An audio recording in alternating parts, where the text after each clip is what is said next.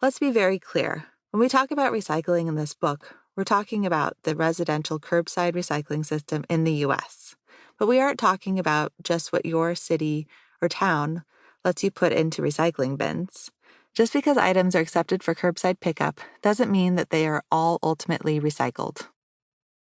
Most curbside systems consist of trash and recycling bins, and some lucky communities have access to curbside compost bins, too.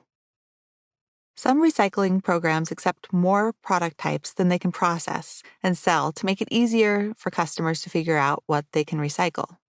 For example, New York City accepts all rigid plastics as a strategy to maximize plastics recycling and collect more valuable materials, knowing that not everything that is collected will have a buyer.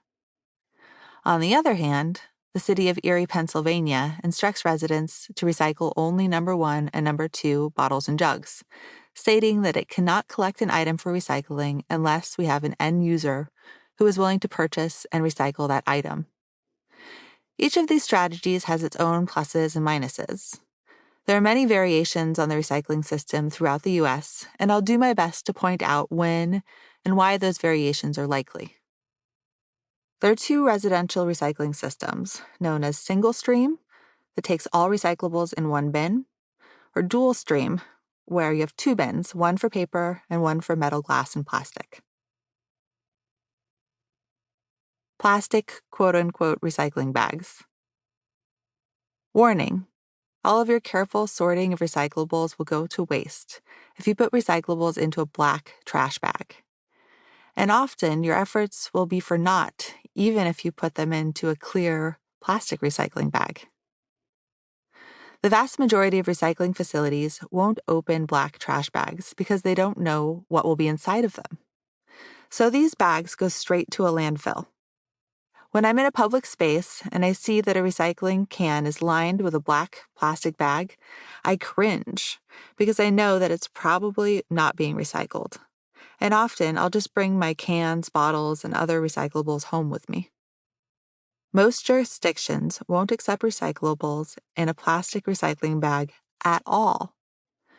For example, Waste Management, the biggest waste hauler in the U.S., has a Recycle Right campaign that includes a rule that recyclables can never be bagged, even in clear bags.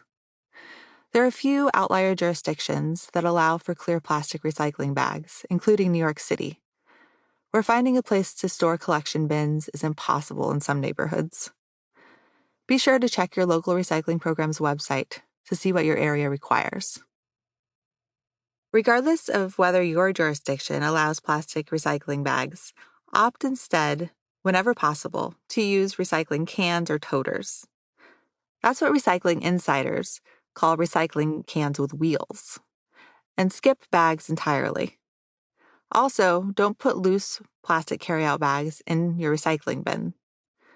Plastic film is considered a tangler, an item that commonly gets caught in the gears of recycling machinery. What does recyclable mean? Recyclable is a valuable term. Companies know that customers feel better about buying products that are marketed as recyclable. Many companies and industry organizations have made attempts to define recycling very broadly, stretching the boundaries of what they can call recyclable. So it's best to rely on the guidance of the Federal Trade Commission, the FTC. The FTC is the federal agency charged with consumer protection. According to the FTC's marketing guidelines, a product or package should not be marketed as recyclable unless at least 60% of customers or communities have access to recycling facilities that accept the item. The item can be sorted by existing recycling infrastructure, and the item is then reused or used in manufacturing or assembling another item. Otherwise, companies that want to include a recyclable claim on their products must use clear, qualifying language.